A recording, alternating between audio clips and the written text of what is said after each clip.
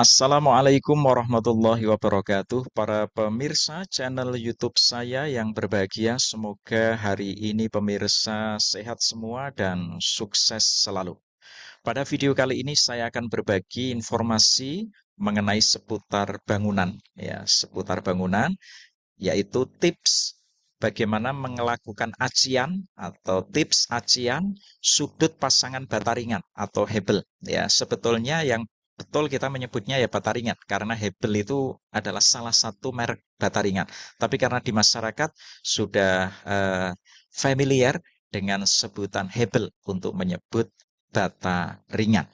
Nah, para pemirsa yang saya hormati, berbahagia semua, ketika kita membangun rumah menggunakan bata ringan atau hebel tadi, di sudut pemasangan bata ini, pertemuan antara dua sisi ini, bata ini, terkadang ada sisa-sisa cor-coran ini yang susah untuk dirapikan ya. Sebetulnya kita sudah pesan betul kepada tukang agar hati-hati pada saat melakukan backcasting kolom, pemasangan kolom, itu serapi mungkin. Tetapi ketika cor-coran dilakukan dan backcasting dibuka, faktanya masih seperti ini. Ya, kita bisa mengantisipasinya pada saat cor-coran ini belum terlalu keras, lalu kita bersihkan, itu juga bisa. Tetapi kalau misalnya sudah terlanjur keras seperti ini, maka kita butuh tenaga ya, lama itu untuk membersihkan ini, merapikan ini, agar proses pengacian bata ringan ini bisa menjadi presisi sudutnya, ya, sudutnya bisa presisi. Para pemirsa memang ada dua pilihan ya ketika kita menggunakan bata ringan ini dinding kita bisa dilakukan plesteran dulu secara konvensional seperti pemasangan bata merah di plester dulu. Nah, kalau itu yang dilakukan, sudut-sudut ini tidak masalah karena dia akan tertutup plesteran. Tetapi alternatif kedua kan karena kita menggunakan bata ringan, salah satu keunggulannya kan harapannya bisa langsung diaci sehingga itu mengurangi material, mengurangi tenaga sehingga bisa lebih efisien. Nah, yang kita bicarakan konteksnya adalah ketika kita ingin langsung mengaci bata ringan ini sehingga sudut ini menjadi masalah. Nah, pilihannya adalah tetap dilakukan pengacian, kita battle, kita rapikan ya sehingga butuh tenaga, butuh waktu yang lama atau alternatifnya seperti yang akan saya sampaikan di dalam tips saya ini ya. Baik, para pemirsa, ini eh, bangunan rencana kos-kosan saya. Ini ada beberapa tembok yang memang kami plester ya, terutama dinding-dinding yang berhubungan dengan luar ya. Khawatir kena hujan atau cuaca panas, maka bagian dinding yang ini saya lakukan pemlesteran.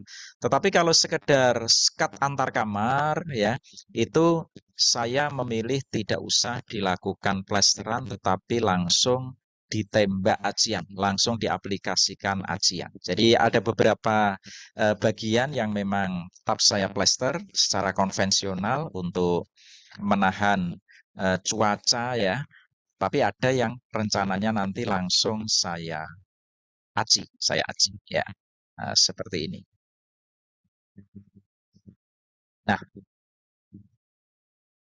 para pemirsa, sebagaimana saya sampaikan tadi ya, tentu kalau mau langsung diaplikasikan acian, ini sudut-sudut ini menjadi masalah ya.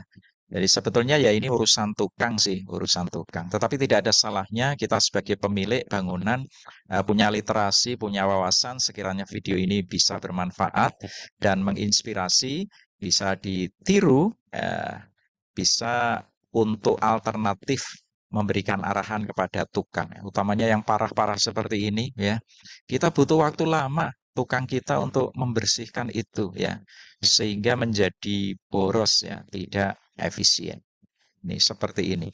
Sulit kita hindari walaupun kita sudah pesan serapi mungkin, faktanya seperti itu. Nah, yang bisa kita lakukan alternatifnya, yang saya lakukan adalah membuat seperti ini ya. Jadi kita buat seperti pilar, ini kita ambil 10 cm, 10 cm, kita lakukan pemlesteran seperti ini. Ada beberapa keuntungan ya menurut saya ya. Kalau pasangan bata ringan tadi, cor-coran itu kita betel, kita bersihkan ya, kita bersihkan, kita khawatir mengganggu struktur kolomnya ya, struktur kolomnya. Kita bayangkan bahwa bata ringan ini lebarnya hanya 10 cm. Kita gunakan kolom dengan bagel ukuran 8 cm kali 8 cm ya, 8 cm kali 8 cm ya. Yang itu berarti kemampuan beton membungkus besi itu hanya 1 cm.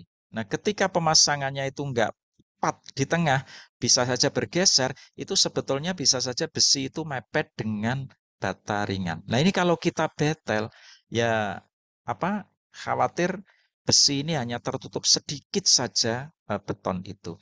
Kalau kita lakukan seperti tadi ya, seperti tadi, nah harapannya tidak merusak, tidak mengganggu kekokohan dari kolom itu ya. Jadi tidak ada yang kita betel, tetapi justru kita tambah seperti ini. Dan juga tidak mengurangi dari sisi kerapihannya. Jadi kerapihannya juga tidak berkurang. Termasuk bagian-bagian seperti ini ya. Ini adalah kolom-kolom yang kalau kita betel itu suara betel itu butuh waktu yang lama ya, karena sudah terlanjur keras. Kecuali memang diantisipasi ketika masih lunak tonnya itu kita betel bisa lebih cepatnya. Tapi kalau ini sudah terlanjur keras ya menjadi susah ya. Nah, sekarang kalau itu kita lakukan pengajian nanti tampak seperti ini pemirsa. Nah, sebelum saya fokus ke sudut tadi, membahas yang sudut tadi. Nah, ini adalah contoh dinding yang kita plester dan ada dinding yang kita plester dulu baru diaci, ada yang dinding pasangan bata ringan yang langsung diaci. Memang beda, yang lebih bagus ya memang yang harus diplester dulu itu dengan cara konvensional.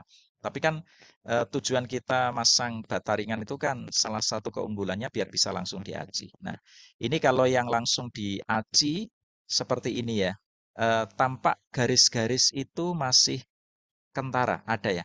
Ini aciannya sudah halus ini. Sudah halus ya. Sudah saya raba itu sudah halus.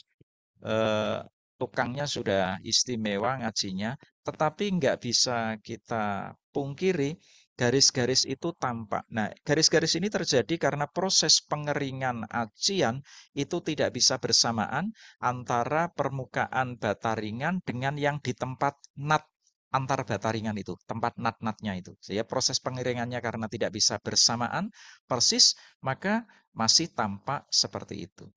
Tapi tidak masalah, saya yakin nanti ketika dicat itu akan hilang ya. Jadi garis-garis itu masih tampak. Ya. Nah, kembali ke fokus topik kita ya. Jadi aciannya nanti sudut yang diaci nanti tampilannya seperti ini, pemirsa. Ya. Nah, ya tidak mengurangi dari aspek kerapiannya. Ya. Nah, ini nanti rencana kalau kita cat dengan warna yang berbeda dengan permukaan temboknya, misalnya yang ini dengan warna agak gelap sedikit begitu, ya, saya kira bagus karena akan menimbulkan aksen, ya, menimbulkan aksen, ya, eh, sehingga menjadi bagus. Termasuk ini tadi, ini sengaja kita buat pilar. Ini juga kolom cor-coran yang tidak rapi tadi ya. Daripada kita betel, kita bersihkan ya malah sia-sia ya. Ini kita tambahkan plester seperti pilar seperti ini. Nanti catnya kita buat beda dengan warna yang agak gelap sehingga memberikan aksen dan ada kesan kokoh ya. Ini juga begitu. Bagian-bagian yang memang kolom-kolom cor-coran itu tidak rapi, pating brenjul, daripada kita kikis dengan betel, ya lebih baik sekalian kita lakukan seperti ini. Nah, Begitu pemirsa, namun ini hanya sekedar alternatif ya, sekedar pilihan bagi pemirsa yang tetap ingin presisi, tidak usah ada pilar-pilar seperti tadi juga silahkan. Nah, ini sebagai alternatif. Semoga yang saat ini sedang membangun rumah, membangun kos-kosan, membangun apa, saya doakan semoga diberikan kelancaran, sukses selalu untuk pemirsa semua. Demikian, terima kasih. Mohon berkenan apabila berkenan pemirsa, saya persilakan untuk klik tombol subscribe dan like video saya. Terima kasih. Wallahul muwaffiq ila aqwamit thoriq. Wassalamualaikum warahmatullahi wabarakatuh.